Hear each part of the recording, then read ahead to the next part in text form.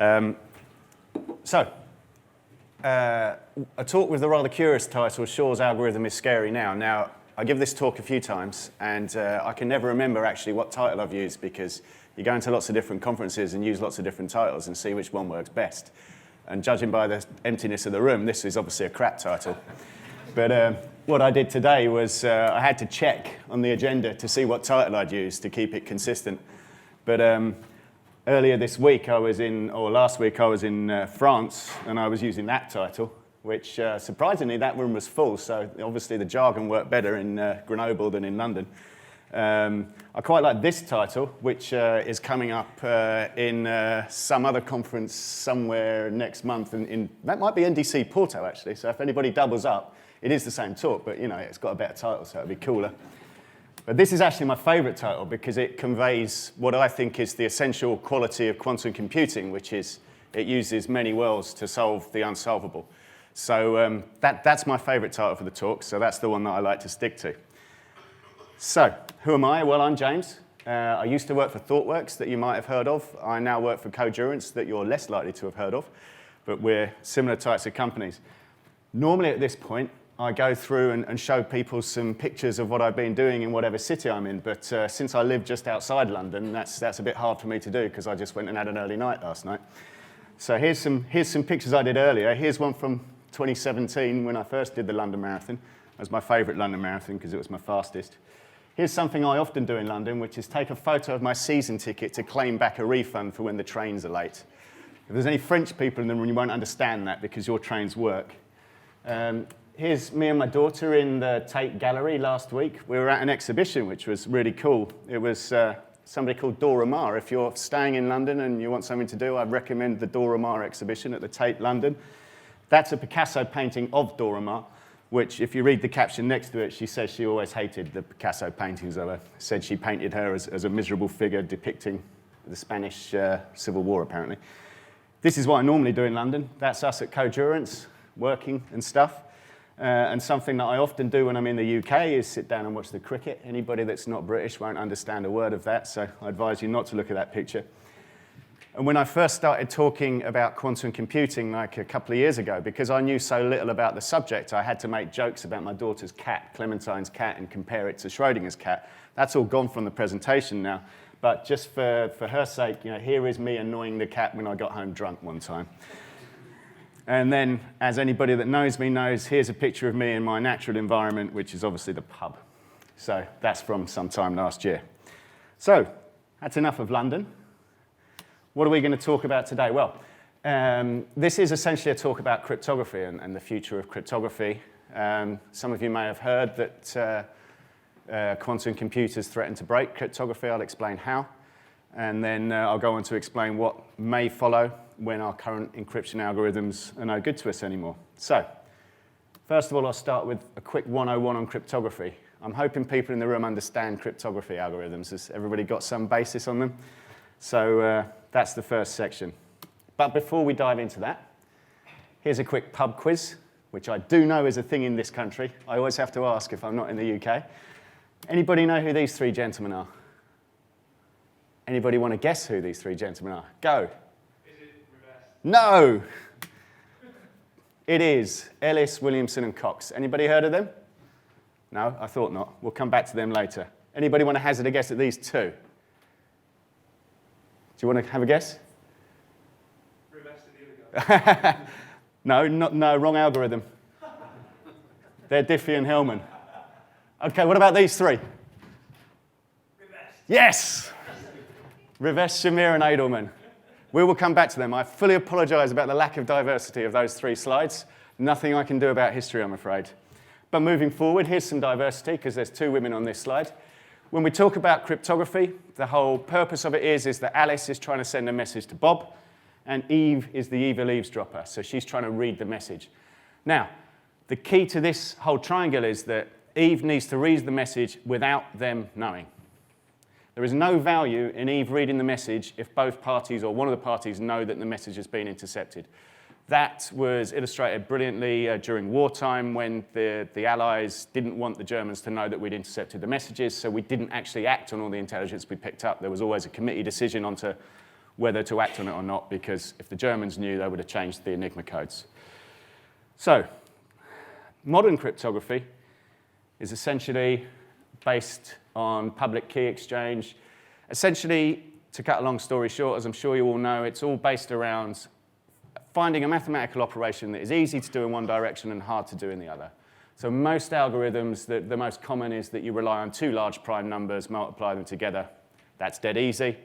Factorizing them is very, very hard. It's of sub-exponential complexity with the best-known classical algorithms. So essentially, a 3,000-bit key would, if you could build a computer using every electron in the universe as a computational bit, it would take that computer longer than the lifetime of the universe to decrypt a 3,000-bit key. So we can assume that RSA keys are safe from attack from a classical computer. However, why are we talking about it then? Because there is something called quantum computers. So, has anybody in this room worked with a quantum computer at all? No? Nobody? Just me? Okay. Here's another Guess Who session. This person's quite famous. Can anybody know who that is? No? Okay. That's Max Planck. Now, the reason why I'm showing Max Planck is because I want to give a quote from Max Planck. It's actually a paraphrasing of a quote. Science advances one funeral at a time. Now, what Max Planck's point was with that is that when you introduce a new idea into science, you very rarely persuade the holders of the existing ideas to change their views. But what has tended to happen throughout the history of science as it advances is that those old ideas die out as the people that held them die out. And we saw that happening throughout the 20th century. People refused to let go of their notions of Newtonian physics because they could see and feel that. They refused to take on quantum physics. And what I urge people to do when you're thinking about quantum computers and quantum mechanics is to try and let go some of those preconceptions you've got about the way the world works. Because if you can't do that, then you'll probably look at a talk like this and look at the technology involved and just not believe it. So, quantum computers and classical computers. Firstly, classical computers work with bits and logic gates. On the left is an OR gate. It's essentially an OR gate. If either A or B is closed, the bulb comes on. On the right-hand side, what we see there is a diagram representing, I think they're OR, NOT, and AND gates. I can't remember exactly what the shapes are. But essentially, that's a circuit diagram that implements 16-bit floating point arithmetic. The inputs come from the top, and the outputs go somewhere. That is all classical computers do. They use logic gates to manipulate zeros and ones to get more complex results. So by using literally millions of those gates in sequences, they do all the wonderful things that we know they can do. But that's all they do. They manipulate zeros and ones. What's a quantum computer? Well, it has a thing called a qubit. Has anybody heard of a qubit? Yeah, some nods in the room, good. So like a classical bit, they will tell you that they're 0 or 1 if you observe their value. If you don't, or prior to you observing their value, the chances are they hold both values 0 and 1 simultaneously. That becomes obviously important later when I'll explain a bit about Shor's algorithm, but essentially what this means is in a quantum computer, you can carry out calculations simultaneously on a vast number of numbers, basically. That's called superposition. In all bar the simplest states, the qubits will be in superposition. Here's a little diagram called the block sphere that represents the quantum state of a qubit. The little toasting fork, I believe, is the Greek letter psi. That represents the quantum state. If the quantum state is pointing straight upwards in this picture, and you measure the value of that qubit, it will tell you it's 0 100% of the time. If the toasting fork is pointing straight down, it will tell you it's 1 100% of the time. If the toasting fork is anywhere else on the surface of that sphere, it's actually holding both values, but when you measure it, it will tell you 0 or 1 on a probabilistic basis, depending on which one it was closer to. That's not quite the truth, but it's good enough for this talk. It's more complex than that, to do with modular arithmetic and various theorems. Okay, and you take a load of these qubits, put them together, and you push them through logic gates. Here's a set of logic gates. Just like logic gates in a classical computer, they take one or more inputs, and they may modify the value of those qubits, or they may influence the value of another qubit. And they're working on the quantum state. They're moving that toasting fork around on the surface of the spheres of those qubits. So that's how we program quantum computers. One of the limitations is that there are no real abstractions built on top of the logic gates that we have with classical computing right now. There's literally millions of abstractions built on top of those basic logic gates so that we never have to understand how to manipulate them directly. There is no such thing for quantum computing just yet. There are some libraries that Microsoft have released which I use to program some of this stuff. But essentially, you need to understand, you need to get right down and understand what the quantum state is doing and what the gates are going to do to your qubits. It's far too complex a subject to talk about in 45 minutes, so we'll gloss over it and talk about one or two important concepts. Superposition and interference. So, I've mentioned superposition briefly. That is the notion that your qubits are holding both possible values at any given point in time. Which means that, for example, if you have 4 qubits, they're all in superposition, you've got 8 values there. You've got 0 through to 7 to manipulate. Interference, well, I'm going to show you some interference now. This will be our first video interlude. This is usually where I forget to do something and it doesn't come up on the screen, but let's see if I can remember everything. I think if I click that, oh no, that didn't work. There you go. Right, let's showtime. The three of us have been trying to reproduce the double slit experiment. So this is Ben, this is James, and I'm James as well. We've used equipment that you can find anywhere. Well, 3D printer maybe. Yep. Wow, down here we made a frame and a holder for our double slit. We made the double slit by using a sharp knife in between some tin foil. Here we have a laser pointer. It's the same laser pointer that I'm going to be using during the presentation, so who knows, I might even reproduce it if I've got this equipment, but it'll probably end up in the bin later. Down this end, we've got 3D models of Ben. We've got Big Ben and medium-sized Ben. Little Ben we left on the table over there somewhere, and they're holding our screen to receive the results. So let's see if we can make a diffraction, an interference pattern at the other end of this desk. Very scientifically done this, and there it is. Can we see the interference pattern? And that is quantum physics in action, as demonstrated for you in the ThoughtWorks office. Thank you very much. Well, that was perfect for a second. Yeah, we get a really good shot of it.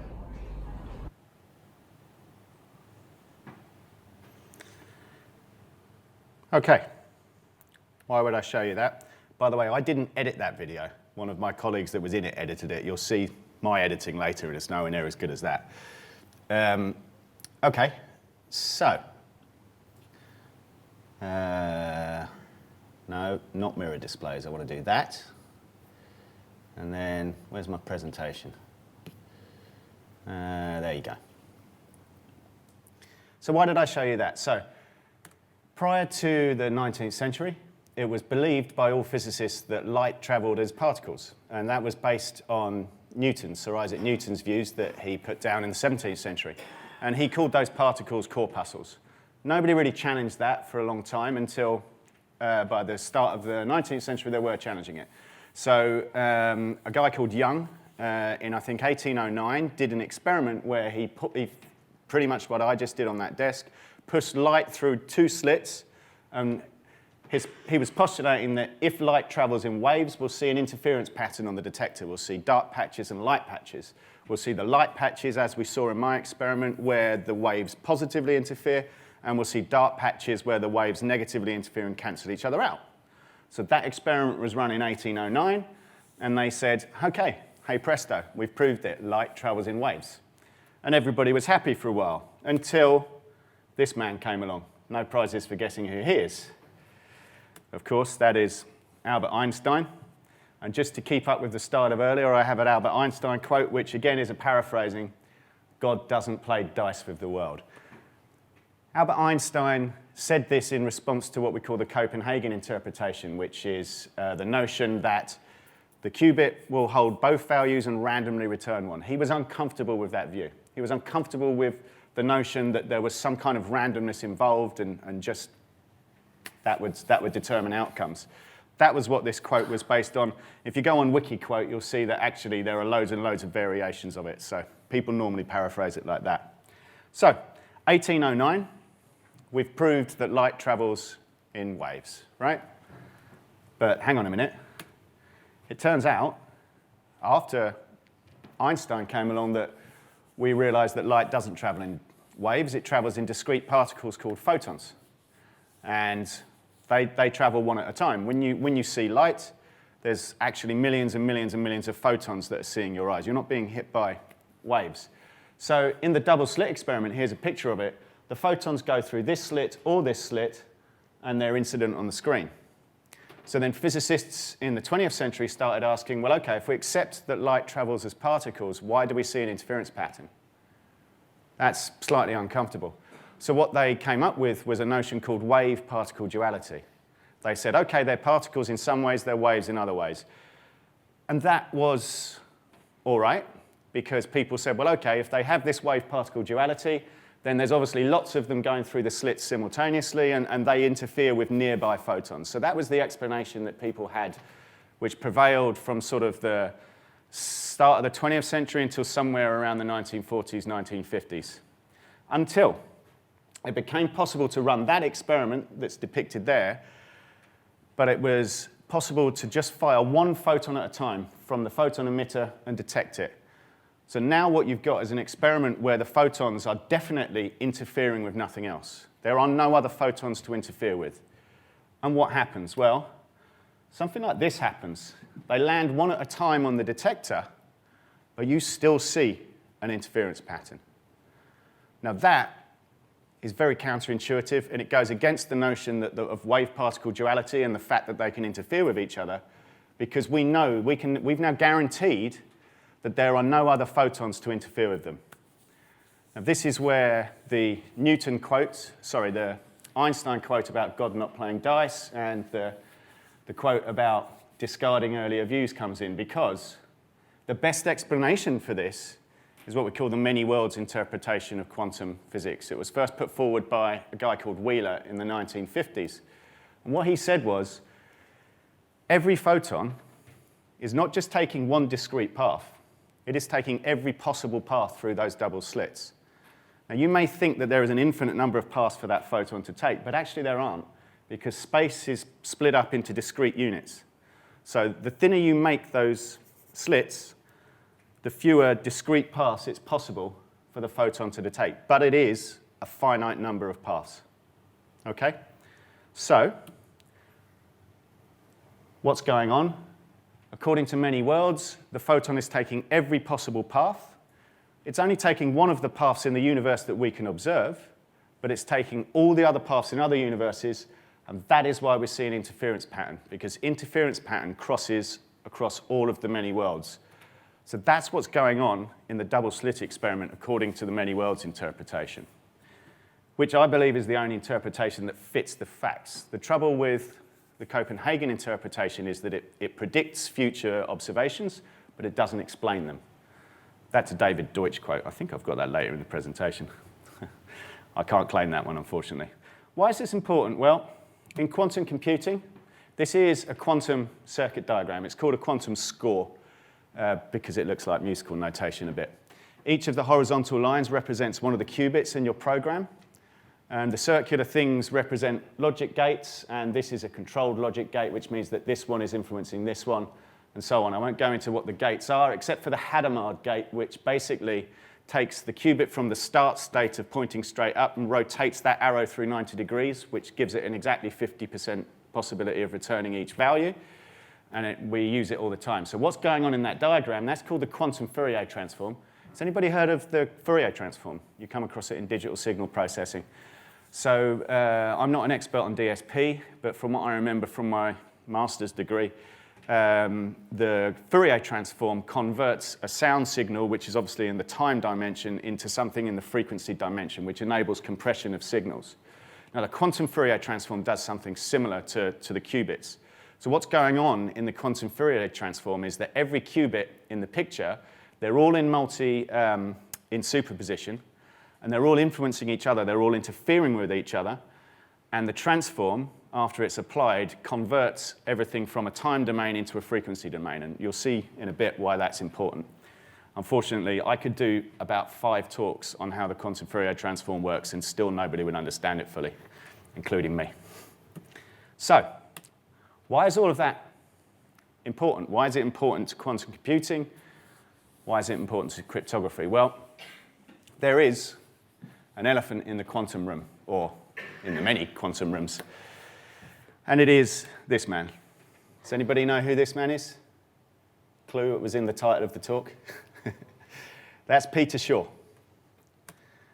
I don't have a Peter Shor quote because the whole talk's about Shor's algorithm. Now, what is Shor's algorithm? Shor's algorithm is for factorizing numbers. So we remember from earlier on, RSA relies on the fact that factorizing a number is exponentially difficult. So how does it work? I'll flash up the steps here, but frankly, it's a bit hard to follow in this form. So what I'll do is I'll run through a simple example of how Shor's algorithm works. Essentially, you don't just check every factor up to and including the number itself like you would do using a classical algorithm. It's based on finding, well, I'll explain it better by doing like this. Let's say we're factorizing 15. So step 1 tells us, to randomly pick a number less than 15. Then we find its period with respect to 15, and then we use some linear algebra, which I'll explain now. So let's choose 2 randomly, which is less than 15. It would also work with 4, 8, 7, anything. 2 is not a factor of 15, so we didn't get lucky. So that's step 1 of the algorithm. Now we find the period of 2 to the x mod 15. So what does this mean? 2 squared is 4, 2 to the power 3 is 8, 2 to the power 4 is 16. Now 16 is 1 mod 15. So if you carry on raising 2 to successive powers and taking it mod 15, it goes 1, 2, 4, 8, 1, 2, 4, 8, and so on. So the periodicity of 2 with respect to 15 is 4. Now, what does that tell us? It tells us that 2 squared plus 1 and 2 squared minus 1 multiplied together is 0 mod 15. Sorry, 2 squared times 2 squared is 1 mod 15, so you can take 1 from both sides and find that 2 squared plus 1 and 2 squared minus 1 will yield up the factors of the number because they'll be 0 mod 15. So let's test that. 2 squared minus 1 is 3. 2 squared plus 1 is 5. So we factorize 15. Great. Lovely. There you go. So obviously that's a trivial example. We all know that 15 is 3 times 5. So one day, last year I think it was, I decided to see how Shor's algorithm really worked with a slightly bigger number. And what I did was I was on the train, and being the sort of sad person I am, I went into Google Sheets and I thought, right, I'm going to test out Shor's algorithm by making a spreadsheet. So what I decided was I chose, oops, I didn't mean to do that, just added a random page there. I chose an arbitrarily, go on, scroll down. Oh, I don't know, have I even got an internet connection? That's disappointing. Is this a hardwired internet connection? Yeah. Just bear with me a moment. Have I got... I'll just check this. Yeah, I'm still connected to the wireless. Oh, that's all right. Oh, no, it's just taking ages to refresh. Is that... Will that give me... No. Oh, I don't have a connector for it. Ah, never mind. OK. I've got I think I downloaded this spreadsheet ages ago, so let me just check. Oh, no, maybe I didn't. OK, there you go. We can see the numbers. So I decided to factorize 1,517. And I chose 4, first of all. And you can see that I'm raising 4 to successive powers. And in this column, I'm taking it modulo 1,517. So you can see that eventually that will get back to 1. And the modulus of the period of 4 with respect to that number, the biggest it can possibly be is 1,517, which it isn't. If we scroll down, we'll see eventually, while I wait for that to refresh, or maybe you'll have to take my word for it. Let's just see if my phone gives me a better internet connection. Where's the thing that... Oh, God, I've taken an update, and I can't see the button that turns on the... Oh, is it wireless? Mobile hotspot, there it is. Android changed the layout. Let's just see if that's any better.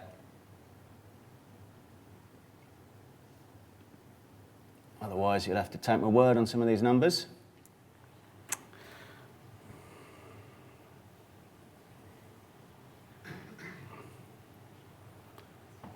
Okay.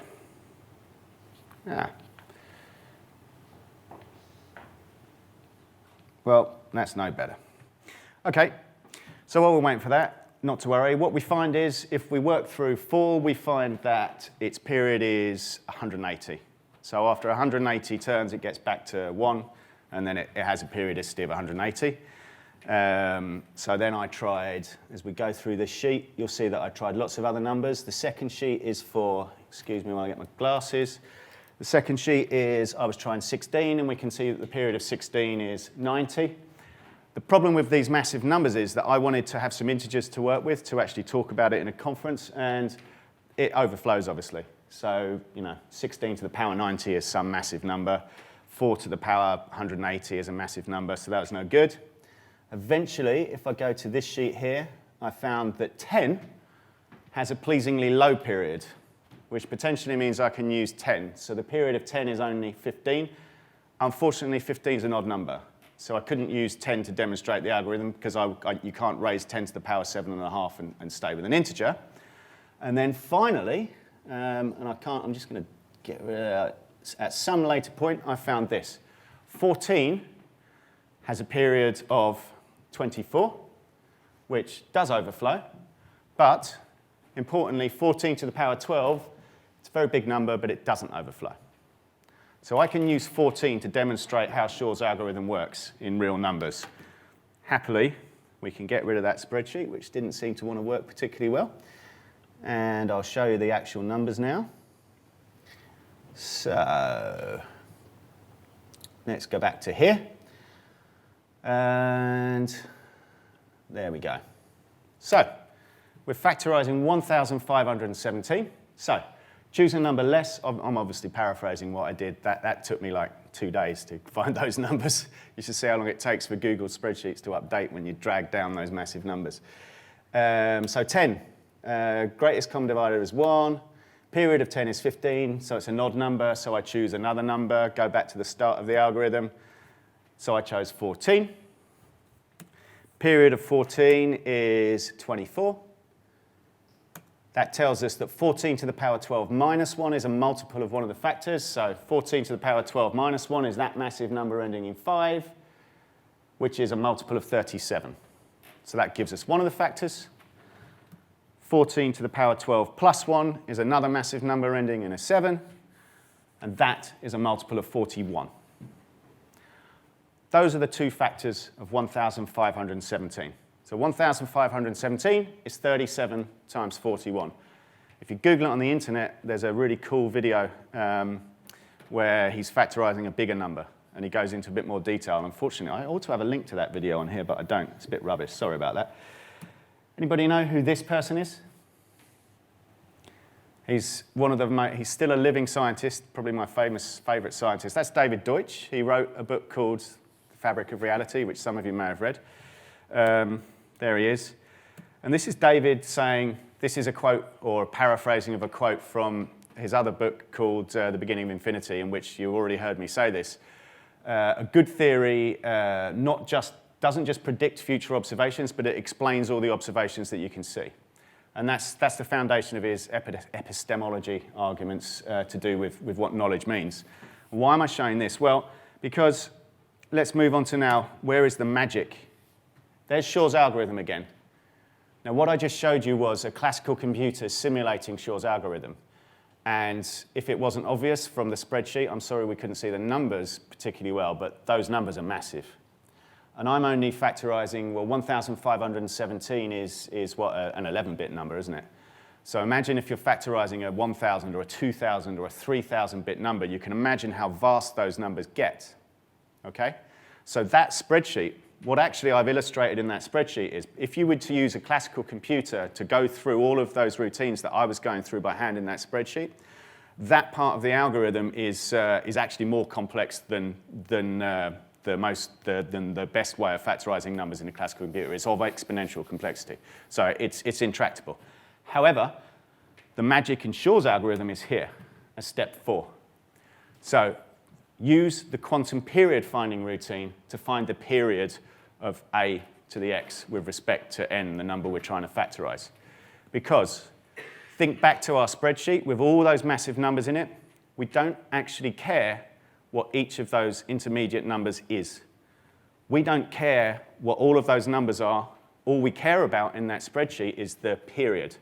So if we could come up with a way of finding the period of a number, but without having to do all those complex calculations, we potentially have a way of factorizing a large number. Now, this is the magic part, because using the quantum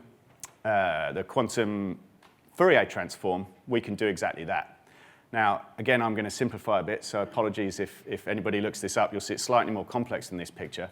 But essentially, the way that Shor's algorithm works is I have enough bits, qubits in my computer that go up to 1,517. So I would need 11 qubits here.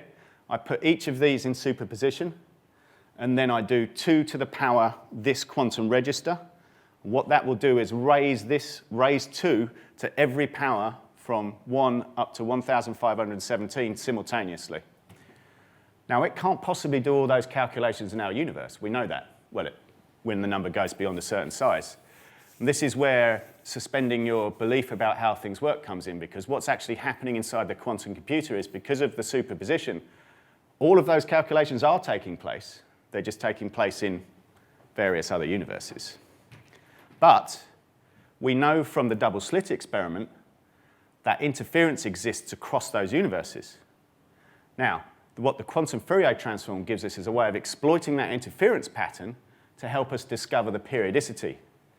So if you think back to Young's double slit experiment, the gaps between the light spots and the dark spots can be used to calculate the wavelength of light.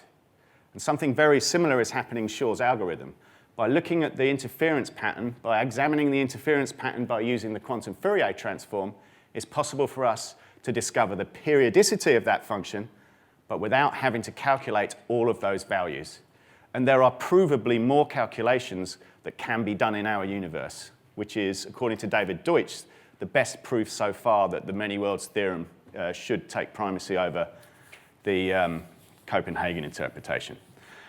So I urge you, if you're interested, to go and read a bit more about Shor's algorithm, because I've really paraphrased how it works. If you want to see an implementation of Shor's algorithm using Microsoft Q#, you can go to my GitHub. There's me running it to factorize 21. Of course, I used a classical computer to simulate a quantum computer to do that, because I don't have direct access to a quantum computer, not permanently anyway. So there you go. I factorized 21 using it. If you want to see a better implementation, I used to have a colleague at ThoughtWorks called Andrew, and I asked him to implement it from first principles. He was a grad, so he's a much better software developer than I am, obviously, because he still is interested by doing it. And he did it in like half a day, and then while I was on the train from Manchester back to London, he sent me this message saying, my algorithm works, and I factorized 35. It took that long. But which gives you an idea of how complex it is, because what we're doing is effectively simulating the quantum computer. So we're doing all of those calculations in my spreadsheet in that time. So so if Andrew's implementation is much neater than mine. Actually, my C# code is better than his, but his Q# code, the quantum code, is better than mine. So I'd go to his blog if I was you. So should we care about this? Is RSA going to die? Is RSA on the way out? Well, here's an idea of where we're going with this. Shor's algorithm, you need a quantum computer with about 3 times as many qubits as the size of the key. So currently we're using RSA 2048 in most implementations. So you would need a quantum computer with about 6,000 qubits to successfully decrypt that key, which I then said on that bullet point. I always forget that bullet point's coming next. I ought to look at that, really, shouldn't I? The biggest publicly known gate logic quantum computer at the moment has about 100 qubits. So we're quite a long way away from having a quantum computer that is truly a threat to our current encryption algorithms.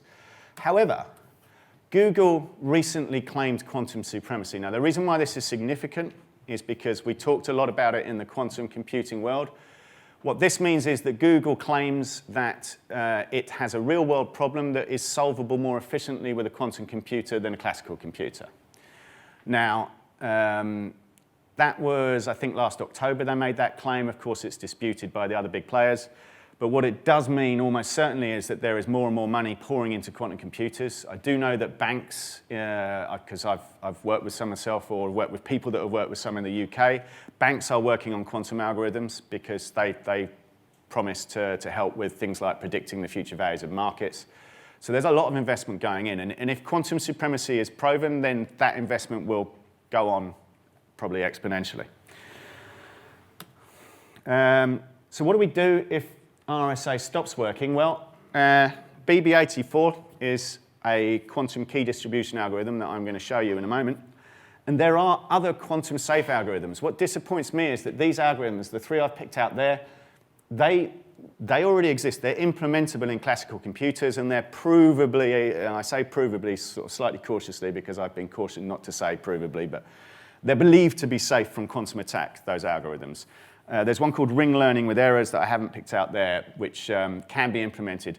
My understanding is that people are reluctant to implement them because they impose a performance penalty, because naturally you'd expect that they're doing more computation to make the thing unbreakable by quantum computers. So we can make things quantum safe, but we're not doing it yet, is the message coming along. So here are some other algorithms. As I mentioned, there's something called RLWE. But the key size is too big, the performance is slow. But I'm going to talk about BB84. So this is the film that's edited by me. So you'll probably scoff at the editing and think it's rubbish, because I always do. And it explains why Amazon sent me all that packaging. So I think it's, no, it's not that one. It's this one. Here we go. We're going? Yeah, we're going. Right, I'm James. Today, we're going to do another quantum experiment. This time, we're going to talk about the polarisation of light photons. Here, we've got my daughter Felicity. And here, we've got my daughter Clementine. Okay, and outside, what have we got? We've got the cat. That is... It's definitely very helpful. That is Clementine's cat, and as you can see, she wants to get inside. Girls, does one of you want to empty this box out just to show Amazon's packaging? And what was it they sent us through the post? Well, it was these 3 tiny pieces of polarizing light filter. Okay, now, let's run our experiment. Girls, if you take one, Clementine, take another. So you take those. Take them over to the window. Okay, so now the girls have got the 3 light filters. Clementine's got 2, and Felicity's got 1. Okay, so now Clementine, if you hold 1 light filter up to the light, that's it, that's good. Now, hold it so that it's facing right towards me. So it's flat towards me, that's good. Okay, now, bring the other light filter up, Clementine. And that's it. Now, they're at right angles to each other, and you can see that where they overlap, no light is getting through. If you just rotate it around again, so it's the other way around, Clem, you can see that when they're in the same orientation, it still lets half the light through. So now, if you put them together the other way around, that's it, hold them tightly against one another, that's it. No light is getting through. One of the filters is stopping all the light, the other filter's stopping the other, all the rest of the light. Now, Felicity, get the other filter and hold it in front, so it's touching. You can see still nothing's coming through the 2 filters that are touching. And on the back, please. Okay, still nothing comes through the 2 filters. Now, slip it in between the 2 filters. That's it. Brilliant. Now twist it towards you. Twist it towards you and make sure they're tight at the top. Hold it there. Fantastic. Now you can see what's happening. Where there's one filter, some of the light stopped. Where there's 3 filters, some of the light stopped. Where there's only 2 filters, all of the light is stopped.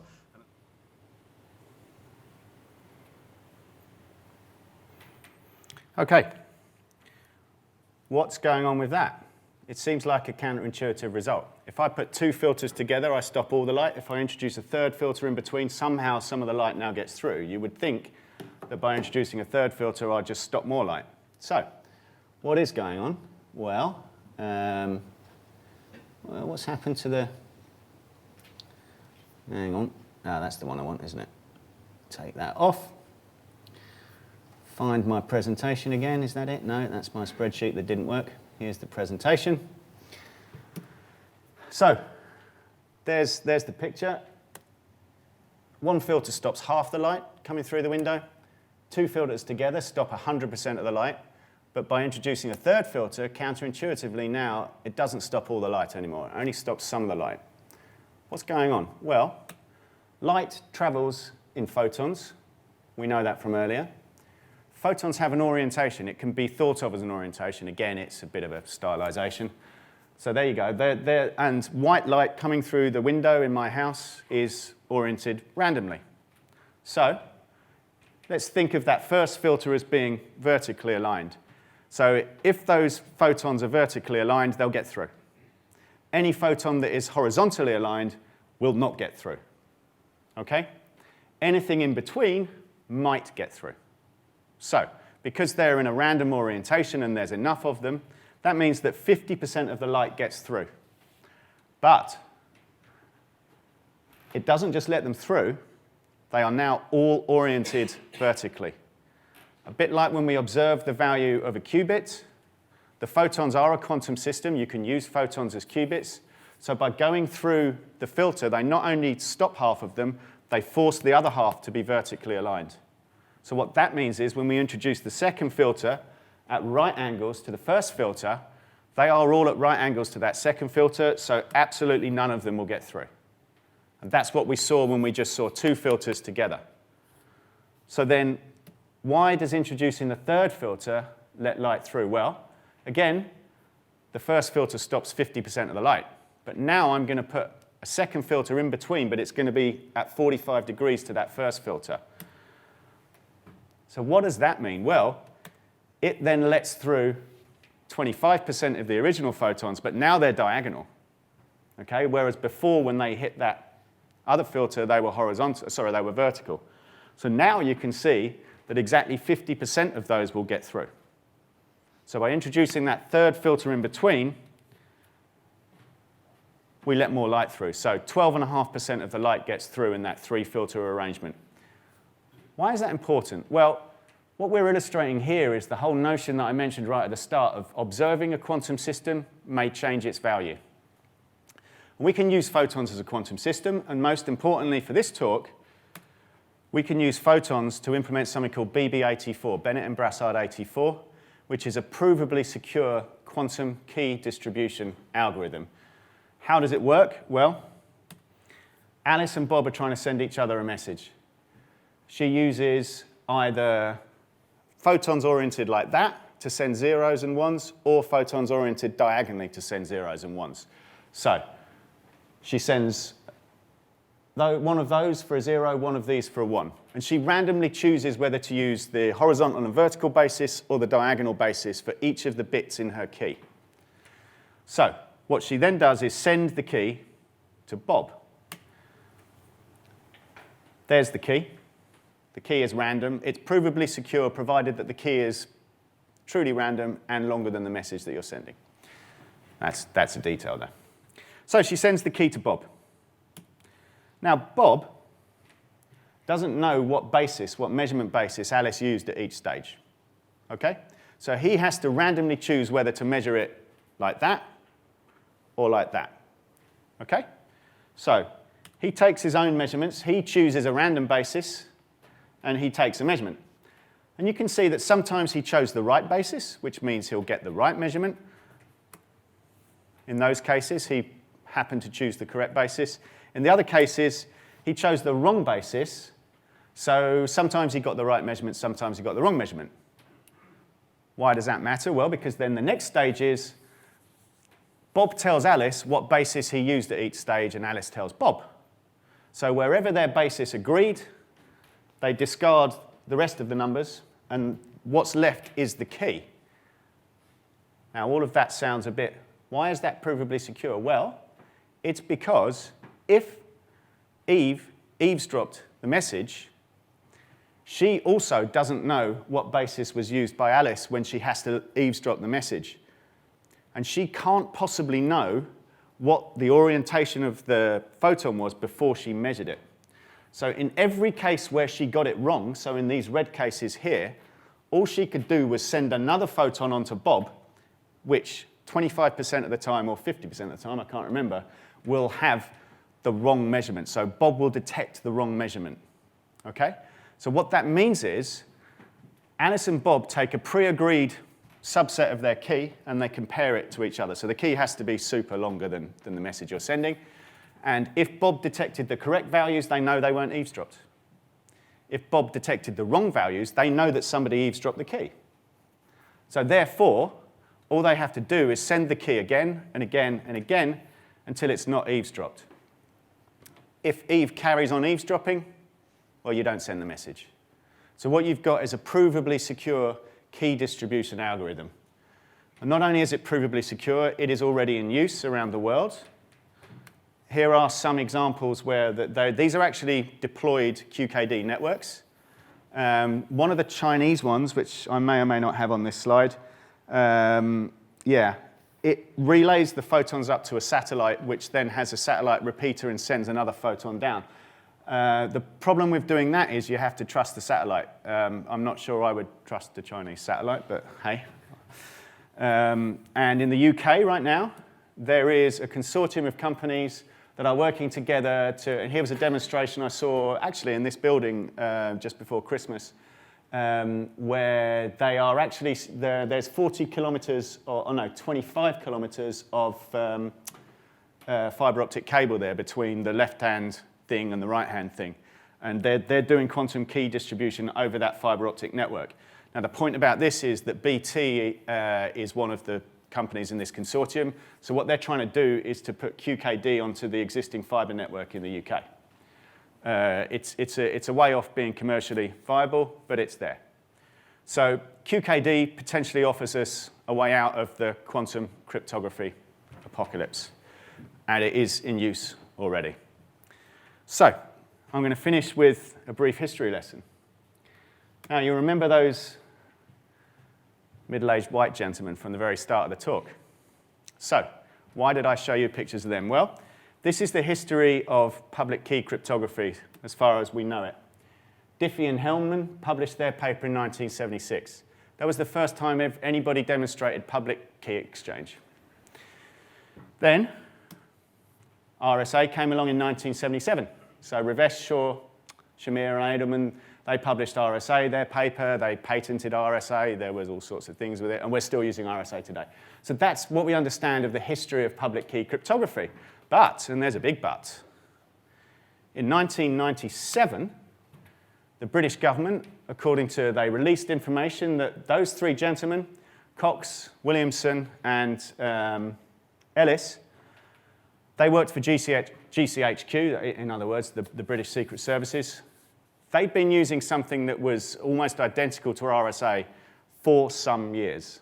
It's never been specified exactly how long they'd been doing it, but my point is the British Secret Service were using public key cryptography, public key exchange, before, some years before RSA and Diffie-Hellman were a thing.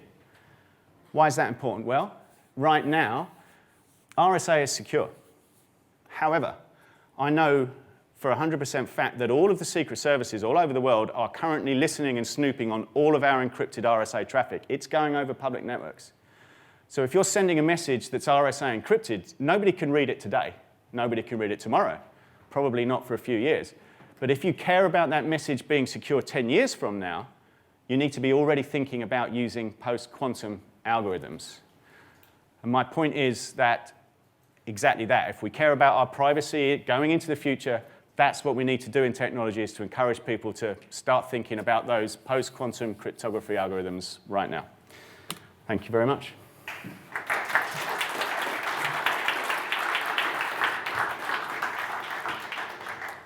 I can take questions, I think, if anybody's got any. Nobody ever asked me a question. Sometimes people ask about the Pratchett book on there, but... Yes, sir? You said you played with a quantum computer. What did you do? OK. The question was, I've played with a quantum computer. What did it do? There's a couple of times. One time in the back end of 2018, in partnership with a couple of companies from Cambridge and Oxford University and Cambridge University and IBM. IBM gave us backdoor access to their public quantum computers, the 20-qubit machine that is running in America. And we used them to do something called quantum chemistry. This is slightly less scary than cryptography. Most organic compounds are too complex to simulate in a classical computer. The reason why it's important to simulate them is that we know the chemical structure of things in terms of what atoms it contains, and we know a little bit about whether they're covalent bonds and certain things like that. But what happens in an organic molecule, or indeed any molecule, is that the atoms in the molecule settle down to the lowest energy state, which is called the ground state. And what that means is that the angles between the bonds, the angles of the bonds, and the distance between each of the atoms varies. And that's a hugely complex equation, which is the energy equation. And one thing that quantum computers do really well is optimize multivariate equations, which is why they're also interesting to the financial industry. So the promise, the big non-scary promise and non-money-making promise of quantum computers is that if we understand organic chemistry better, for example, we can synthesize drugs better. But also we can, has anybody heard of the Harbour process for synthesizing ammonia? Probably studied it at school, I did. It uses something called iron molybdenum. Bean plants use iron molybdenum to take atmospheric nitrogen and fix it and make ammonia, and they do it with no energy uptake. The Harbour process takes, according to some estimates, up to 5% of all the world's natural gas to make fertilizer.